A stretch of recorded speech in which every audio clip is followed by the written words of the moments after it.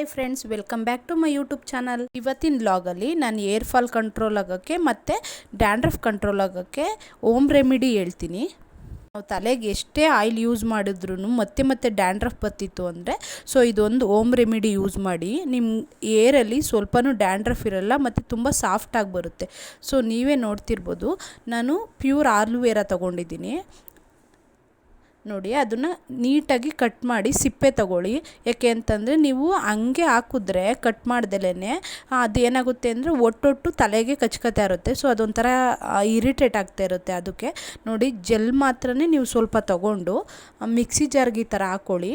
ಅದಾದಮೇಲೆ ಒಂದೇ ಸಲ ಗ್ರೈಂಡ್ ಆದಮೇಲೆ ಈ ಥರ ಒಂದು ಬೌಲ್ಗೆ ಹಾಕ್ಕೊಳ್ಳಿ.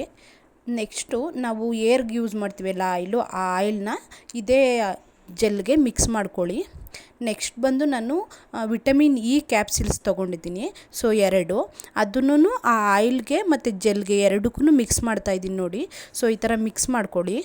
ನೆಕ್ಸ್ಟು ಏರ್ಗೆ ನೋಡಿ ನೀಟಾಗಿ ಏರ್ ಫುಲ್ಲೂ ಹಚ್ಚಿ, ಯಾಕೆ ಅಂದರೆ ರೂಟ್ಗೂ ಅದು ಕವರ್ ಆಗಬೇಕು.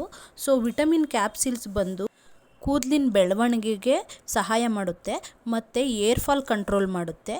ಮತ್ತು ಅದು ಏರ್ಗೆ ಆ್ಯಂಟಿ ಆಕ್ಸಿಡೆಂಟನ್ನು ಪ್ರೊವೈಡ್ ಮಾಡುತ್ತೆ. ಅದರಿಂದ ಏರೂ ಗ್ರೋತ್ ಆಗುತ್ತೆ, ಏರ್ ಫಾಲು ಕಂಟ್ರೋಲ್ ಆಗುತ್ತೆ. ಜೆಲ್ ಫುಲ್ಲೂ ಏರ್ಗೆ ಅಪ್ಲೈ ಮಾಡಿದ್ಮೇಲೆ ಒಂದು 2 to 3 ಮಿನಿಟ್ಸು ನೀಟಾಗಿ ಮಸಾಜ್ ಮಾಡ್ಕೊಳ್ಳಿ. ಮಸಾಜ್ ಆದಮೇಲೆ ಒಂದು 2 hours ಬಿಟ್ಟು ನೀಟಾಗಿ ವಾಶ್ ಮಾಡಿ. ವಾಶ್ ಮಾಡುವಾಗ ನೀವು ತುಂಬ ಹಾಟ್ ವಾಟರ್ ಯೂಸ್ ಮಾಡಬೇಡಿ. ಹಾಟ್ ವಾಟರ್ ಯೂಸ್ ಮಾಡೋದ್ರಿಂದನೂ ಏರ್ ಫಾಲ್ ಆಗ್ತಾ ಇರುತ್ತೆ. ಇದೇ ಥರ ನಿಮಗೆ ವೀಡಿಯೋಸ್ ಬೇಕು ಅಂದರೆ ನನ್ನ ಚಾನಲ್ನ ಸಬ್ಸ್ಕ್ರೈಬ್ ಮಾಡಿ. Thank you for watching.